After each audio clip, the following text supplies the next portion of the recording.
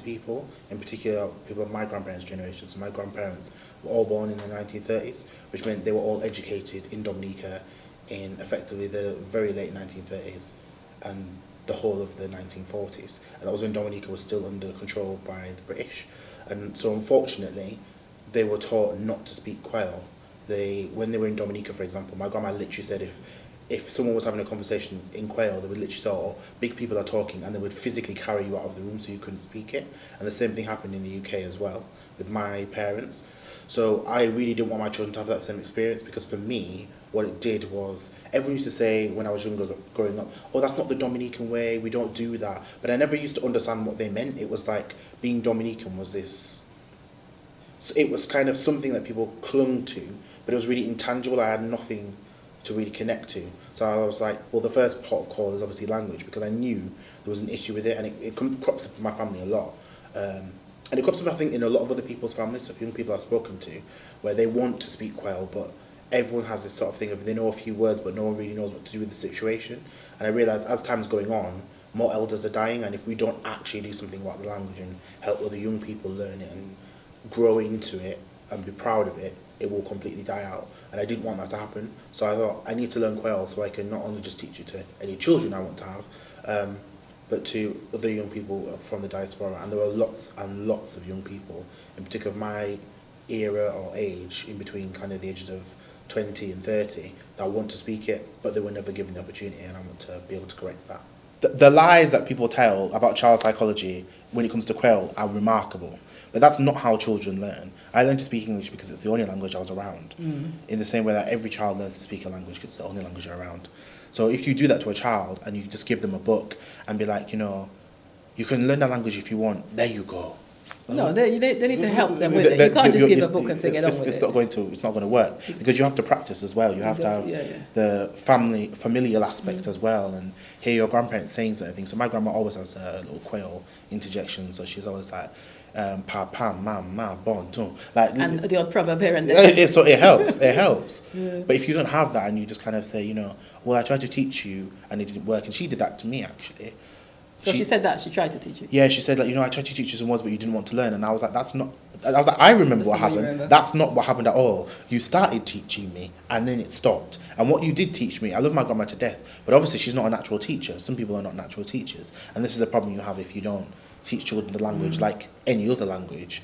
You have to become a good teacher. Sylvie's a fantastic teacher, but not everyone is a good teacher. Home is Creole. On street is Creole, with the friends is Creole, with mum, dad. In country it's Creole. In school now, you speak Creole, they'll beat you, you know? Especially back then, whereas now it's changing. But like, especially my dad just told me how it's ironic, because the teacher will speak to them in Creole. And then when they respond, and then if he hears them speaking in Creole with each other, they'll get beaten. You know what I'm saying? Not always speak to them in Creole. Like, obviously if he gets mad or upset, or he just expressing himself, it'll be in Creole. But if the kids are speaking to each other, they'll get beaten, you know. Obviously to learn the right way to learn English. If you're like my brother's dyslexic, for example, he has no connection to Dominica, generally the Caribbean. I wouldn't even say he identifies in any shape and or form really with his Caribbean identity and culture. And for me, that's the problem that scenario leads to, when you just say it's up to the children if they want to learn. I have some aunties, for example, they consider it as a patois or something like that. I think this is a kind of residue of years and years before, when our parents were forbidden to speak Creole. It was something like people from plantations, from very low sides of the society, and the way to reach up and to go upper on the ladder, it was to not speak the Creole, the people language, if I can say, people language. And I think this is a residue, but to me, Creole is something we should be proud of, because it's part of a culture. This is an expression of a culture. It's a way to express our identity.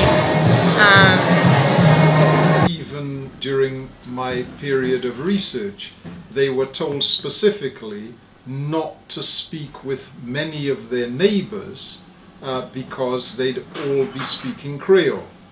So they had the child in the house where they strove to speak English, and it was all related, as far as I could tell, around the color caste system, which sadly is still operating today in the Caribbean. In the St. Lucian and other Creole systems, you would have a notion that certain things should not be heard by younger people. Yeah? So, with or without Creole, in St. Lucia, you could say something where c'est Guamun qui ka parlé. It's older people who are talking. Okay? Go away, youngster. Okay? Because we are the, I don't know, the guardians or the rulers, in effect. And you've also got to think that within traditional Caribbean and St. Lucian society, you could be punished by not only your direct parents, but the neighbors, by cousins and other people, as long as they were Guamun, older people. So, if you like, the system of age ranges may have persisted in Britain under the cover of language. Hey, we don't have to tell them to go away, we'll just switch language, okay? And given we're now all in enclosed houses, yeah, so we'll continue that system through that. However, it lacked the opportunity of including the young people into a conversational structure in which they could practice Creole. You would have been around Dominicans in Bradford. What other communities were around you at the time? Jamaicans mainly. Saint Pakistanis. Kitts, Indians, Jamaicans. Irish. Irish, yes. So what would have been the experience? How would you have seen those pairs, whether you went in their homes or not? You would have seen them at the school gate possibly. How would you see them communicate with their parents in terms of language? They spoke English. Most of them did. English, I would have thought. English. Pakistani Indians, they spoke Bengali. They spoke their stuff, yeah. Like the school Yeah. gate. The school They gate. spoke Mostly their English. stuff to the children, They the kept the Indians and language the alive. Pakistanis. Yes. And then you find the West Indians, that speak, well, Dominicans are speaking English only, Mostly. not the Not the Patois, Creole. you know, or the Creole, whichever you want.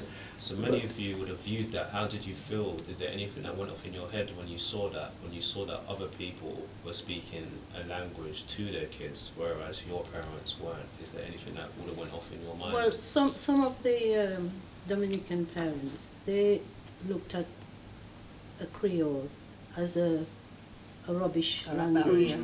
They didn't think that it was a language. As far as they were concerned, it was rubbish, and they didn't want their children to speak rubbish. Okay. Whereas the Asians, their first language was their mother's tongue. They teach their children, because I run a nursery, and their first language was their mother's tongue, not the English. When they start going to school or nurseries, then they start teaching them. But the Dominicans intend to think, oh, you're not speaking patois, it's rubbish. And I've heard people say that, I've heard Dominicans say that. The first time I went to Dominica, I was 21, and I went with my dad, and he hadn't been back for 30 years. And then they had Creole Day, and they were all the youngsters there were shocked because I could speak patois, and they couldn't because they weren't allowed to speak it. But I just find it odd that you have one day when you can speak it, and the whole time you can't speak it. Where you're supposed to find what to say. You go to the shop, ça café, bon bien, bonjour, you know, Yes. and stuff like that, Yeah. which is good because you're getting the natural feeling of your own, you know, Your country. tongue. Your If tongue, they strip yeah. your tongue, your language from you, then how can you be who you are? You can't be yourself. What do you mean? Not allowed. No, I could speak Creole if I wanted to. Yes, but we don't have all the vocabulary, and we switch in for a few words, we switch in French, and we talk Creole. Creole, French, it's very mixed. And we are girls. I noticed that as girls, when we grow, we speak French and not so much Creole. But boys, it's more common for them to speak in Creole between them. Yeah. So usually we get the same age, but they do speak speak Creole much more than us. Why? I don't know, because they are maybe more rebel. I don't know. They are rebel. I don't know.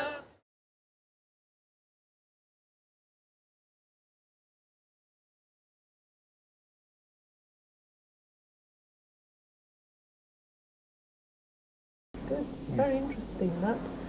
How about you? Well, I was born in England, Dulwich. And my mum comes from Jamaica, my dad from Sainte-Lucie. Mum can only speak English, Jamaican English. My dad can speak English and he can speak patois to me in patois. I've never really sort of gone up to him and said, teach me patois, you know. I just talk to him in English. In February, when the Lucians came on, me as a Lucian, I sat here like, what the fuck is going on here? Yeah. Like, I don't understand what you're talking about. I don't know the language because I was never taught. Because my parents just saw it as you need to be British and we don't need to teach you that because that's not... I think, and this is me obviously speaking on my parents' behalf, but it's like they feel like you don't need your culture to better yourselves. Whereas to me, I am my culture. I don't necessarily think it's that. I think it's more when in Rome, do as the Romans. I hear you. Do you get what I mean? Yeah, but I feel like I wasn't taught patois or Creole because how is that going to benefit you? You don't need it in the UK to get a job. You don't need it here to do anything.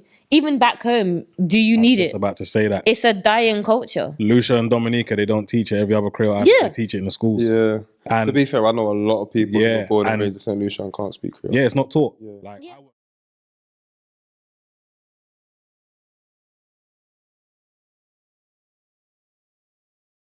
I'd obviously always heard Creole in the house, but when you go there, it just feels a lot more real, less plastic. My granny, she would entertain us for a little bit because we were the English grandchildren and speak English, but she preferred to speak in Creole, and after a while, she just talked to us in Creole. Whether we understood or not, she was just like, I'm talking, and I'm talking to you, and I'm talking in my language, so you have to get with it, basically. So, you know, it was nice. You pick up a lot. For me, like right now with the whole Black empowerment movement, kind of everything going on, I feel like there's a little piece of me that's missing because I can't speak my language. I have a lot of like African friends and they know their language and like their parents know their language, and for me, I feel like I wish I could have had that, you know what I mean? But I don't, so. So what's the funniest thing you've heard in Creole? Sorry, Salah. Oh shit.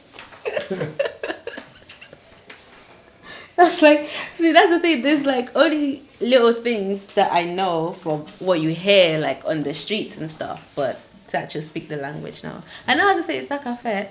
That's it. Like everyone knows how to say that, but to actually have a conversation now. I feel a bit jealous. Like I wish I could speak. I wish like I could understand, but I can't understand. So. A lot of thing that wasn't Caribbean, a lot of thing that wasn't us, was downtrodden. This goes back to slavery days. You know, I mean, there's nothing new in that at all. That you know that anything from the mother country was superior to what we could possibly have, and that included language. That included everything, material things, everything. And there was a real strong reason for that. Obviously, you had the mercantile system where it benefited the colonial powers to make sure that the people in the colonies thought their products, their way of life, everything was superior, because then we'd buy into it.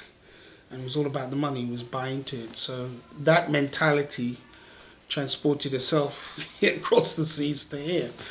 And this is and that's why when a lot of West Indians came up here, it wasn't their fault. This was ingrained in them, you know, over few hundred years, this was ingrained in them that this is. So that mentality obviously was thinged onto their kids, where the kids had to straighten their hair and do all this sort of, the usual nonsense that was, But thank God a lot of this is moving on from now. But that, the straightening hair, the clothes, and this and that to look like, what was going on here. Well, language was just a part of that. I would say, that people the age of our grandparents, they do speak a different Creole than us. And one of the reasons for that is that when we were younger, for instance, you and I, when we were younger, our parents would tell us to speak French, to lose the Creole. It's not, speak French. And that was a way to succeed at school. So what happened with that is that a lot of people ended up learning Creole behind their parents' back instead of being taught by their parents. So I think even my mother couldn't speak Creole properly. I remember when I was younger, when she would speak Creole, I was like, what the hell just happened? That just sucks. That's not even Creole. And I was a child at the time, so that was funny. But the fact that we were told to speak French to succeed, and that we had to put Creole on the back burner. Is there anything you would like to ask your mother? Why didn't you teach me the language? I think it was not a deliberate action to not do so.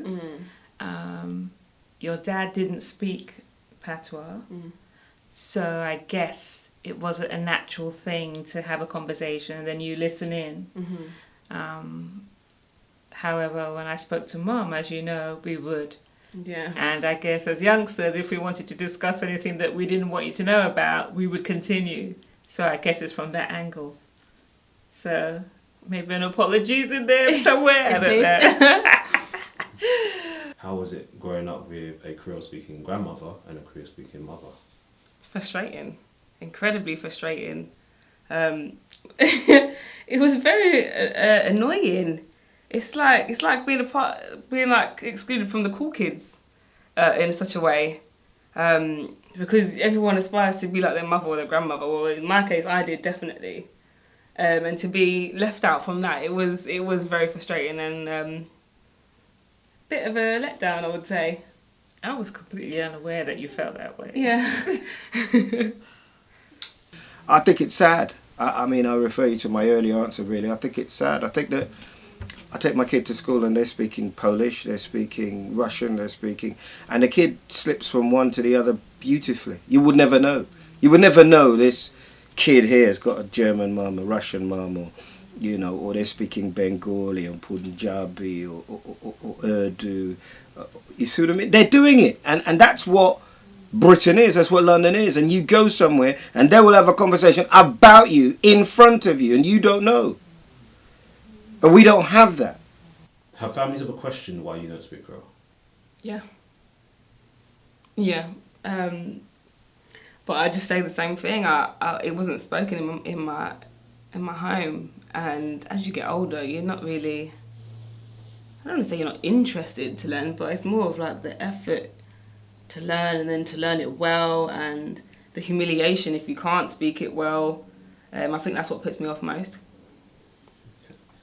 And it may well be a legacy of slavery and colonization, because colonization made us say all the things that really we should have enjoyed and celebrated were wrong, were low class, were beneath us. And I think it's an absolute tragedy that the only thing that people understand is salop. How do you feel when you could be walking wherever, it could be happening, it could be an event, wherever. How do you feel when you hear someone speaking Creole in the street? I'm not even sure I could even recognise it. It's that bad. I don't even think I could recognise it. Certain things, if they speak in English, I can understand straight away they're from Dominica. But I can't recognise certain phrases, many of the phrases in the language. That's honest, very honest. What's your most memorable moment where you remember you or somebody else speaking Creole? Because sometimes, if I asked you what's your most memorable moment someone speaking English, that would be strange because you use English all the time. But because you kind of flitter, even if you're not using it yourself, you kind of flitter in between the both. There was one time, and it was I was very young, and I know that my mum needed me to do something. I didn't want the person to know what she was telling me to do, and was able to tell me in patois. And I remember thinking, wow. And we never took. Funny enough, I'm glad you reminded me. When she comes back to the country, I have to talk to her about that. Why did we not learn more of it? My mum was,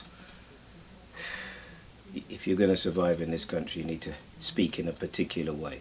You can speak like this to your friends, you can do that. But you're not going to get no job if you cannot talk. If you're talking like me, you cannot get no job. But yes, Joseph, so I want you to talk proper. She used to say, you're born in English, you have to speak England. Ah oui, c'était très difficile. Hein. Quand j'ai commencé à aller à l'école, je suis arrivé à l'école en étant créolophone. C'est-à-dire que j'avais la langue de ma tête, là, celle qu'on a quand on pense, c'était la langue créole. Ce qui fait que lorsqu'il a fallu parler dans les écoles primaires, j'étais incapable d'articuler un mot parce qu'il fallait que je traduise le créole que j'avais dans ma tête en français. Et à cette époque, lorsqu'on faisait des fautes de français, on était poursuivis dans la cour. Enfin bon, c'était vraiment la catastrophe.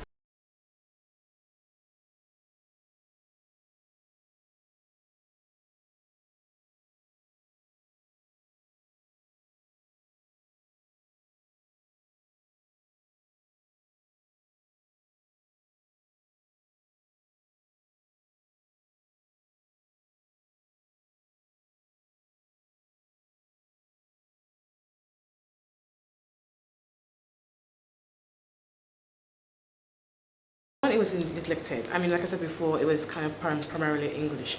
They didn't really teach us Creole in the classes. We spoke loads of it in the playground and kind of at home. And like I said, but the education system is primarily focused on English, really. And I think it's probably only in the last couple of years they're trying to think about kind of keeping the Creole culture, and so trying to kind of think about having it in the classroom. But yeah, before it was just primarily English, and Creole was sort of seen as kind of the backward country language, if you want to call it that way.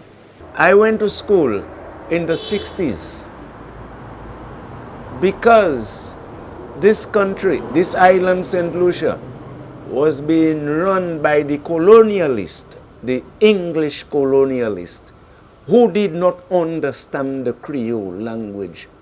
We were debarred from speaking Creole on school compound. Even then, we had monitors who, even after school, who would catch us speaking Creole, would report us to the school principal the next day, and you were beaten for that.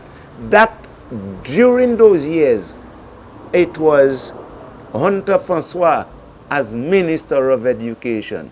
Gerald Bryan was, how you call them, the man leading the colonial life in St. Lucia. Okay? It's like he was an ambassador for England. Gerald Bryan, he probably is dead now.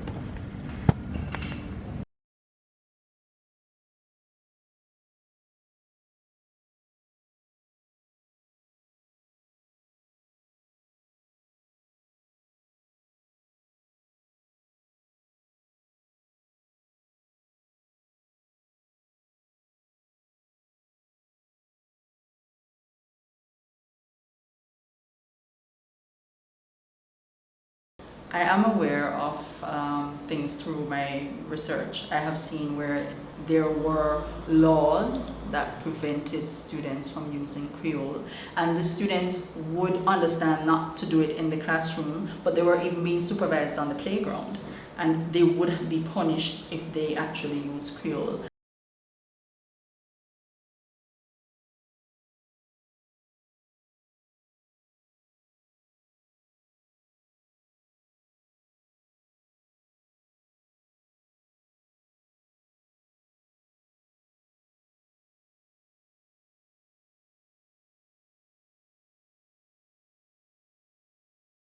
From the Board of Education Special Reports on Educational Subjects in 1905 on St. Lucia.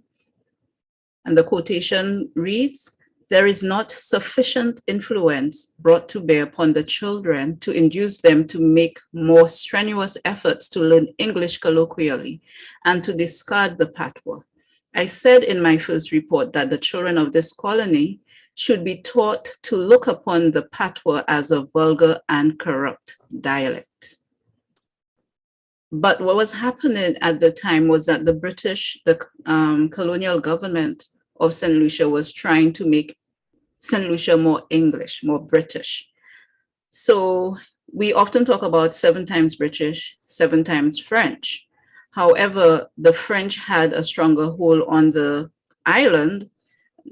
Most of the planter class, the middle class, were people of French descent.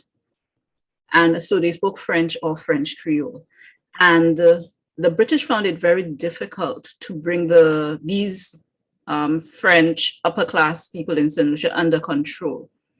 And it was a British colony from 1814, but up to that period, most people did not speak English. And so we see in the late 1880s, the British are trying to get St. Lucia to be more British. And they recognize that they cannot get through to the older population. And therefore they say, let us target the children. And in terms of the children themselves in the schools and the teachers, there was also resistance because the colonial officials mandated that they use only English while teaching. And while there were other subjects, the main role of the School of Education in St. Lucia was to learn English. And many of the teachers didn't speak English, or they knew a little bit of English. And so they were directed that they must only use English. Some school inspectors allowed a little English use to help explain. And there were 2 instances that stood out to me where one, a female student, refused to do the exam in English, and an interpreter had to be brought for her to do it in the French Creole. And the report goes on to say that this seems to be a characteristic of the girls. The girls seem to always be defiant and not wanting to learn, even if they know. They don't take the exams. They pretend that they don't know. And that really resonated with me because girls are seen as the purveyors of culture. They will be the people that their children will first hear the first words from. And therefore, if the women were resistant in that way, it meant that this kind of expression, feeling on their part would be passed on to their children. So, a certain pride for their language and keeping it. And I think what made it stand out even more to me, because there were more male students, always more male students, because families would if they could send anybody to school, it would be a young man. But the females are being singled out.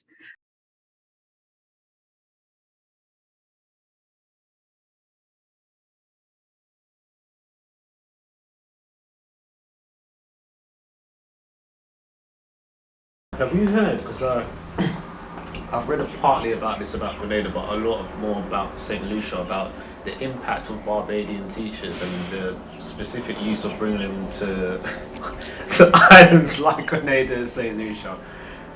Well, yes, there were a lot of, actually a lot, but there were a number of Barbadian teachers who were brought to Grenada. One reason would be a totally simple one, the proximity of Barbados to Grenada. Grenada is very close. My own feeling, though, is that Barbados was never colonized, of course, by the French. So there was never any French influence, and therefore never any French-based Creole in Barbados. So I think that they may have been deliberately brought into Grenada to help eliminate our French-based Creole in schools. And from what I have read, they were, I think, quite hostile towards our Creole, or French-based Creole in Grenada.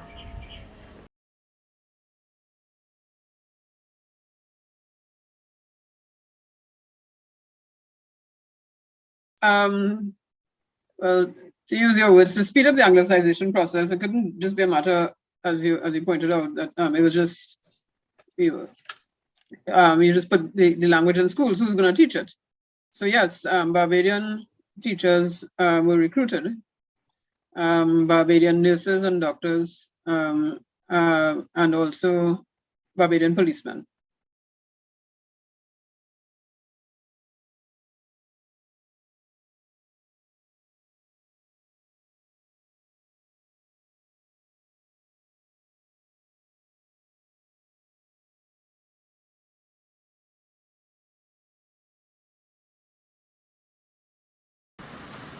As far as colonial rule was concerned, 1815 onwards, it was aimed at taming St. Lucians.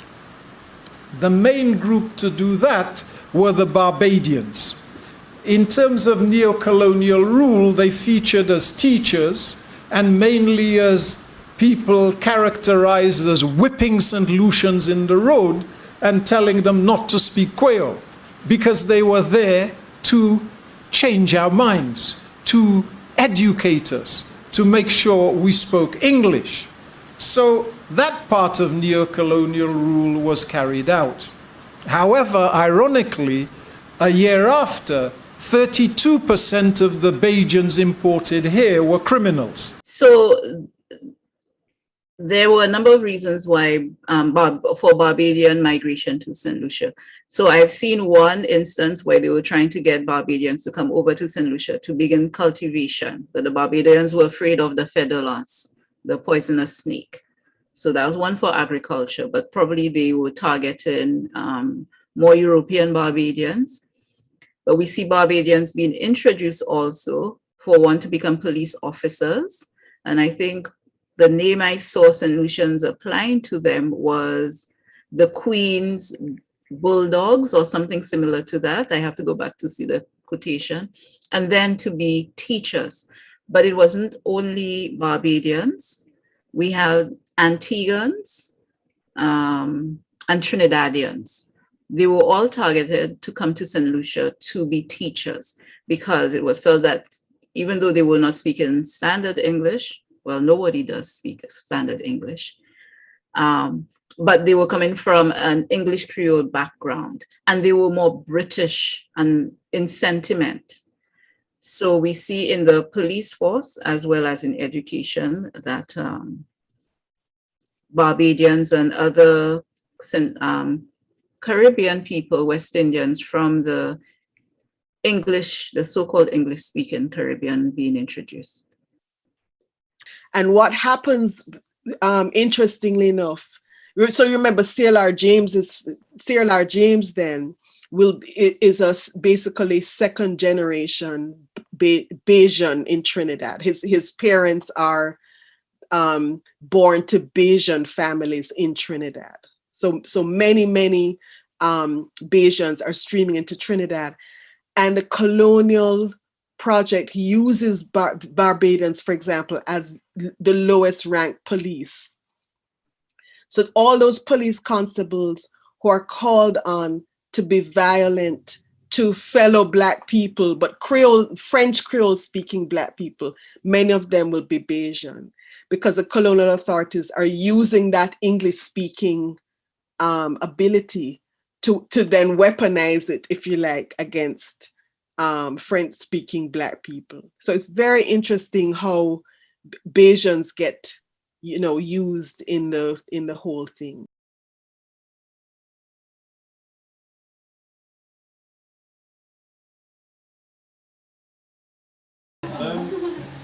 Did your parents allow you to speak Creole?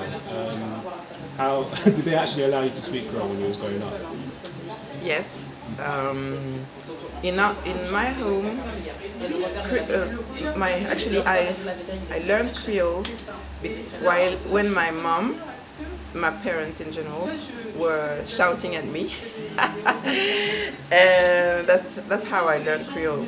And when I was able to speak it, my mom was would see that quite positively, because she knew it was, you know, part of our culture, and a very important element of our culture to maintain.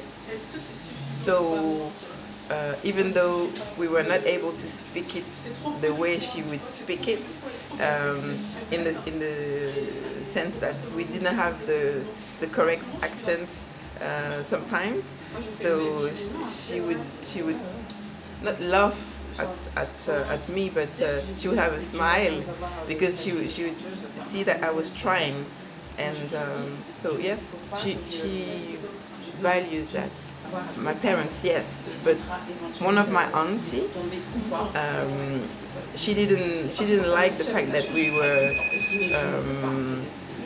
learning Creole, because for her, I remember very well that she would curse my mom, saying, no, you shouldn't let them talk, you shouldn't talk to them in Creole, because they won't be able to learn French properly, which is not right, because some people speak many languages very well, so it really depends on your ability to speak a language. It's not about, you know, because you're going to speak several languages, that you're not be able to speak one properly, and the main one, which is French here. I'm one of those who have a good experience with Haitian Creole, who actually, I was born and raised in New York, but my first language is Haitian Creole. That's what was spoken to me and my siblings at home. And so when I started school, I didn't speak English. I had to learn English through what we call the ESL programs. And because of my background and the way that Haitian culture and the language was presented to me, it wasn't, although I was aware of stigmas, it didn't affect me as much, because there was a love of culture and of language that was not only present in my home, but also in my community. I was raised in a Caribbean community, which had a large demographic of Haitians. We had a church near us that even had Haitian Mass. So Haitian Mass, it was, you know, everything was done at church, everything was done in Haitian Creole. And so I think having positive images and positive examples of people and culture that was presented to me on a daily basis, it was part of my life.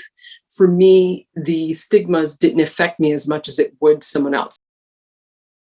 So I also came of age at a time where people started to show a lot of pride in being Haitian. So as that was happening, and then when the earthquake happened in 2010, there was really this like, I don't want to say resurgence, because Haitians been around, we've been present, but there was this sort of like rush to, you know, be there for Haiti in some capacity.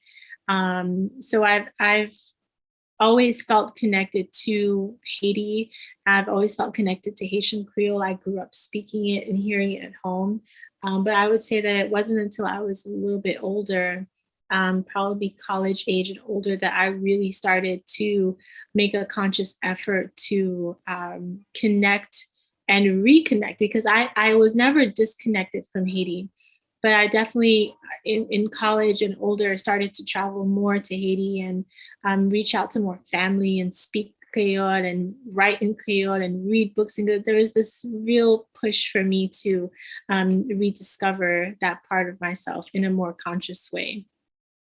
I had friends, and I even have family who were affected by the stigma, who had parents who told them don't speak Haitian Creole because of stigma. And some of them for survival reasons, for assimilation reasons, which I totally understand. And so I wouldn't say that I wouldn't readily or quickly say that these people didn't appreciate who they were and who they were. Some of them, it was for survival reasons, because at school, you know, whether they were being bullied or would even get beat up, it was an issue. But luckily for me, I will have to say that was not my experience. And that's part of what has made me who I am today, and why today myself, my husband and I, we're raising 3 children and making sure that they are surrounded by Haitian culture and that they understand the importance of self-image and who they are is something that I was lucky to have passed down to me that we want to pass down to our children as well, and which we are actually doing. If you respect your parents, you don't speak Creole to them. It's crazy. That's the way it is. My mother would never tell us not to speak Creole. We were not speaking Creole anyway. So the thing is, because they wouldn't speak Creole to us. But when I started to sing the traditional songs at home, you know, for the fun of it and everything, she saw that I loved the languages. I was good at school. I knew I could speak English, I could speak Spanish, I could speak French. So why not speak Creole? You see what I mean? It was not a problem for her. It was a problem for me in the beginning because I didn't know how she would react. But she came and she was telling me because she loved the songs of Martinique in Creole. And the images in it were so beautiful. When she could hear some beautiful, she would say, listen to that. And she would tell me, that she taught me to love that language, to recognize how beautiful it can be, if we can use it beautifully. That's the thing. So she taught me that. But I would never had before a conversation with her. So little by little, when I grew up, I could have a few sentences, you know, when you're talking and everything and you want to say something in Creole and everything, because it's obvious that it's in Creole that you have to say it, I would say it and it wouldn't be no problem. She would answer to me. My auntie now does it, you know, but they took them a long time. We had to show them first that we first love them, respect them and everything. And as long as there's this, you know, distance of respect and everything, then you can go further with them. Growing up in my household, mainly like in our household, we just spoke English and Creole interchangeably, like we still do to this day. Like my great granny, I remember, she barely spoke English. And she would somehow find all the English that she had in her vocabulary bank to use on us. And I'm like, after a while, I think I got to like 10. And I was like, why are you still speaking to me in English? Don't you know that I speak Creole? And then after that, that's when our relationship literally changed, because she was like, oh, you speak Creole? I don't know why she thought I didn't speak Creole all this time. But literally within our families, we have always spoken both English and Creole. We lived in Sainte-Lucie, we were born in Sainte-Lucie, and then we moved to the UK at different ages. And when we first moved in 2005, I started to lose my ability to speak Creole. And my mother was really, really sad about that. And so she implemented a rule in the house where we could only speak Creole to each other until my language abilities kind of came back. And then, you know, when I was good on my feet again, then we started speaking again, like Kim said, interchangeably in both English and Creole. And it's just always been like that. What was your mum's main motivation for that? Obviously, I'm assuming that I've got sense enough to understand that she wanted you to hold on to your culture. But what's your mum's main motivation for that? That's a huge factor of it. And the fact that my mother has always said to us, you're not British. You're Saint-Lucian. You're Saint-Lucian. And I think a huge part of that for her is language and culture.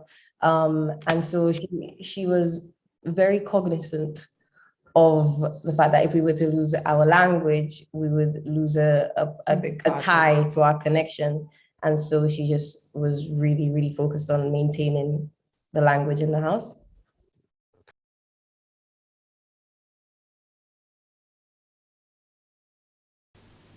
Before, see, like the day I used to play ball, if there was no Creole, me, you, Darius, there'll be no link. Nothing. No link. I mean, not me saying it now. I mean, there'll be a link, but it wouldn't be as it strong. wouldn't be solidified. Even Mike Martin. What's his speaky Creole as well? Yeah, he's on that 1 to 10, he's a 2. But you know what I mean, like we 10. The moment that I knew my guy spoke Creole, or he was even Dominican, same with Darius as well, Darius Defoe. I don't know. It just made it feel like a family thing now. Like this brother here is like literally like my brother to me. You know, like seriously from early. He said even just give me little words of inspiration on certain things, and I'm thinking, right, just so that man will go and tell me that guy, sir, like out of the blue, like you already know I speak, you know, like I saying, all right, that man is definitely, yeah, man, that's a man I definitely have to say, yeah, that is like blood to me there. You know, I meet that man family and everything. I saying, yeah, man, that is home. Like when you meet someone from Sainte-Lucie or Dominica, me, I just assume that you speak Creole. So I'm coming to you on the basis, yo, let's get this party started. Yeah, man, for real. And when you don't, I'm like, oh.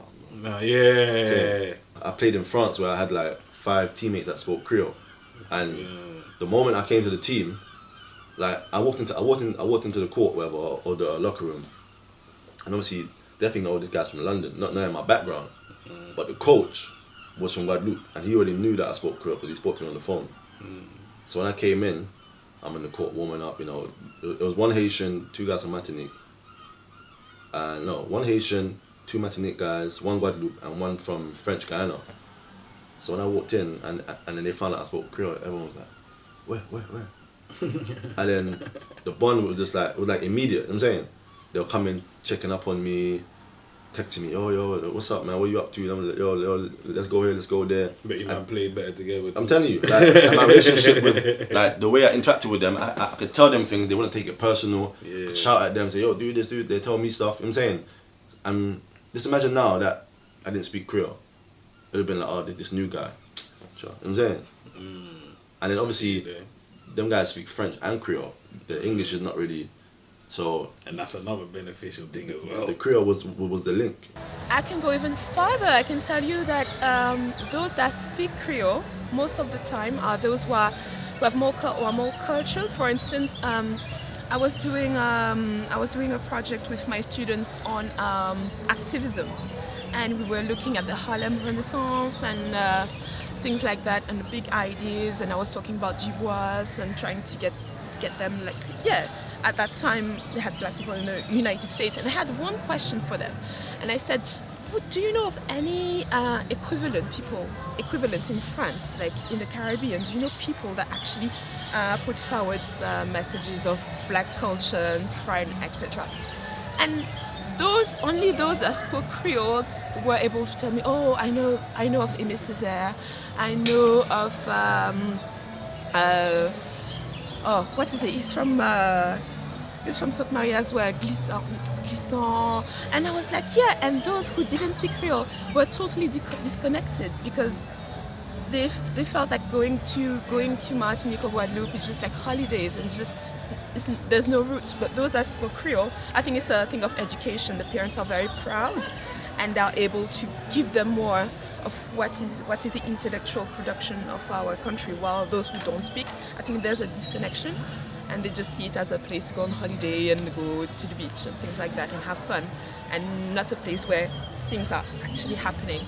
So I can say that there's something to be. I'm not saying that's not the gospel truth, but I could tell, like, from this small experience, all of them, those who spoke Creole knew that those who didn't speak didn't do anything about what came from their country.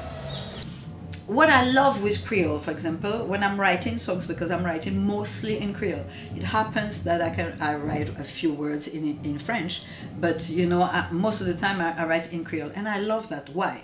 Because I would always try to find the images, take people, to something, but with our way of talking. When you listen to people in the streets, when you listen to the jokes that they're making and everything, you have everything. You have the colors, you've got the taste, you've got everything in it, and it's us.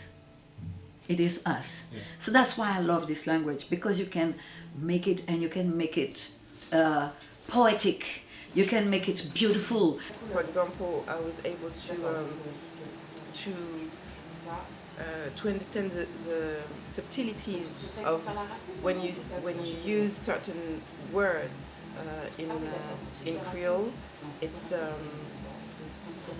when you curse in Creole, for example, it's tougher than when you curse in French. It's like no comparison, okay? When you say sweet words in Creole, it's much more than, for me, it's better than saying sweet words in French. And French is the language of love, but Creole when you speak, when you say moi aimé en Creole, which is I love you. There's something in the language, I don't know what it is, but that it's sweeter. And the way in which it's spoken, I mean the mannerisms, the choopsing and the katai and the and the repetition. The man run, he want cooey. That's very Creole. It's very much our African ancestors and languages. And so I felt a strong sense of identity, of being connected to the motherland, Africa. And then and because I worked with bilingual students whose first languages were Somali, Punjabi, Urdu, Turkish, and I found myself encouraging parents not to abandon their mother tongues because the children needed those languages when they went back home to speak to grandparents. That was crucial. So from then on, it kind of expanded my horizons. So I got to appreciate Creole even more, encouraging other people to use the languages and value the languages. I usually work the weekend of Carnival. So you got all these French people coming on the train and they're like talking to each other like, how do you say this? How do you say that in English? And I'm like, I speak Creole, so come over here. So my queue goes way quicker than the other queue. And they're like, do you want to go out later? I'm like, yeah, I make new friends. So that's it, yeah. That, and the first thing that comes to my mind is one that I've learned with Kassav, because it's Jacob who did a song with it, which is Mama Ladao. Mama Ladao means I'm crazy about you, you know, if you translate it properly, but it means also I love you. You see, I'm crazy about you, it's I love you. I mean, you know, and right now that I know it that I use it in Creole, I find that saying it in French doesn't have any taste. Je suis fou de toi, je suis folle de toi. For me, it doesn't malado. Means that, you know, you can really feel it. You see what I mean? It's something that if you Creole, if you understand it, you have it inside, you know, and you feel it inside. But je suis folle de toi, it's an attitude that you're taking. It's like playing, you're in a play, you know, doing theater. You see what I mean? So you're acting because you learn the sentence and you just give it to them. But malado, you can really feel it. Yes, I speak French, I speak English, but I'm a Caribbean person after all, and I have neighbors who share a common, we may not have the same official language, but there's a common pass, and you know, to communicate with Sainte-Lucians, Dominican, crack jokes with Haitian, and what I like is the varieties, the accent always crack me up. You know, even in Jamaican Creole, whatever Creole language, I am attracted by them because I think it's a beauty. I mean, you have to speak the standard language, but you know also Creole is part of you. For me, Creole is part of me. And I am not ashamed. I know time and place. Some people may not want to speak Creole, I'm not going to put them, but I know who I could talk Creole to, and I like with Dr. Vogel cracking jokes in French Creole. That's a good thing. Yes. If I could describe it like the human body, the language is like the brain or the heart. It's the brain, because it's central to everything. So with language comes folklore, comes food names, comes plant names, comes fish names, comes town names, comes history, everything, storytelling, music, you know, like it's central to everything. So I feel like if you know the language, when you go to the country, people will receive you differently. You know what I'm saying? Like when I go to Dominique and speak Patois or keep saying pardon, sorry. When I speak Kwéyòl and people receive you differently, you know what I'm saying? Like people open up to you.